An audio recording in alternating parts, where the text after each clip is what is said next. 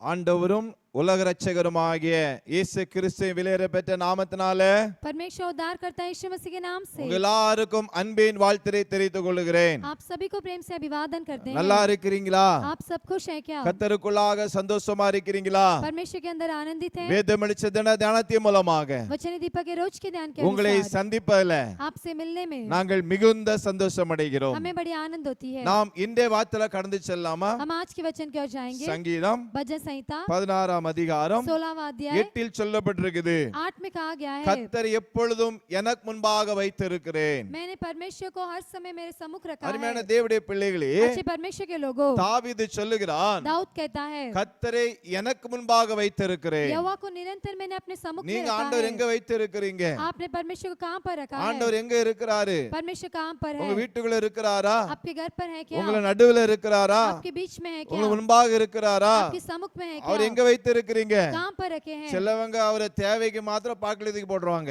और कुछ लोग उन्हें जरूरत के लिए पॉकेट में रखते हैं. ஆமா, ஆண்டவர் தேவை, ஆண்டவர் தேவையில்லாம ஆண்டவர் வேணும், தேவையில்லாத சமயத்துல ஆண்டவர் வேண்டாம். जिस समय जरूरत है उस समय परमेश्वर चाहिए, जब नहीं चाहिए उस समय परमेश्वर அப்படி की அல்ல, जरूरत नहीं. वैसा भी नहीं. ஆண்டவரை முன்பாக வைக்க வேண்டும். परमेश्वर को आगे रखना है. சில பேர் வாழ்க்கையில மொபைல் முன்பாக இருக்கிறது. कुछ लोग के जीवन में मोबाइल सामने रहता எப்பொழுதும் है. மொபைல், हर समय उसके सम्मुख. உலகம் முன்பாக இருக்கிறது. संसार उनके सम्मुख है. உலக காரியங்கள் முன்பாக இருக்கிறது. संसार के कार्य उनके सम्मुख உலக है. கவலைகள் முன்பாக இருக்கிறது. संसार की चिंताएं उसके सम्मुख ஏதோ है. ஒரு காரியம் முன்பாக இருக்கிறபடினாலதான் कोई तो कार्य सम्मुख है, அது इसलिए ஆண்டவரை வைக்கிற இடத்துல ஏதோ ஒண்ணு இருக்கிறது. परमेश्वर को रखने वाले जगह पर कुछ और நீங்க आगे ஆண்டவரை है. வைக்கிற எதே நீங்க வைத்தாலும், परमेश्वर के स्थल पर किसी और को रखे तो யாரை भी, நீங்க வைத்தாலும் किसे भी रखे तो அது भी, உங்களுடைய வாழ்க்கையில் ஆசீர்வாதத்தை கொடுக்காது. वो आपके जीवन में आशीष தாவீது नहीं लेकर சொல்லுகிறான், आएगा. दाऊद कहता அவரை है, எனக்கு முன்பாக मैंने வைத்திருக்கிறேன். यहोवा को निरंतर अपने கீழே सम्मुख रखा சொல்லப்பட்டிருக்குது, है. नीचे कहा அதில் गया है, அசைக்கப்படுவதில்லை. इसलिए मैं कभी न அவரை डगमगाऊंगा. முன்பாக வைங்க, उन्हें सामने रखिए, வேலையில முன்பாக வைங்க, कामों में सम्मुख में रखिए, சோத்திரம் ஊழியத்துல முன்பாக வைங்க, सेवकाई में सम्मुख रखिए, படிப்புல முன்பாக வைங்க, पढ़ाई में उसे सम्मुख रखिए, குடும்பத்துல முன்பாக வைங்க. परिवार में उसे सम्मुख அவர் रखिए. முன்பாக வைக்கும் பொழுது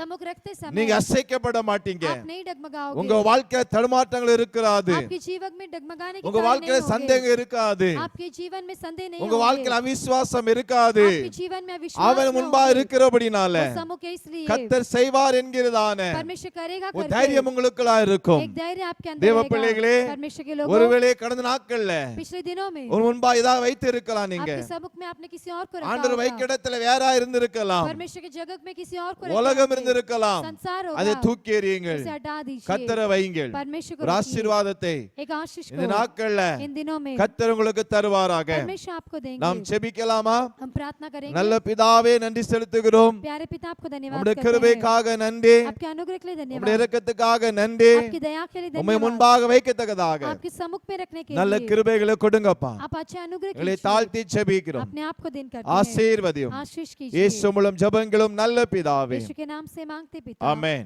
आमेन.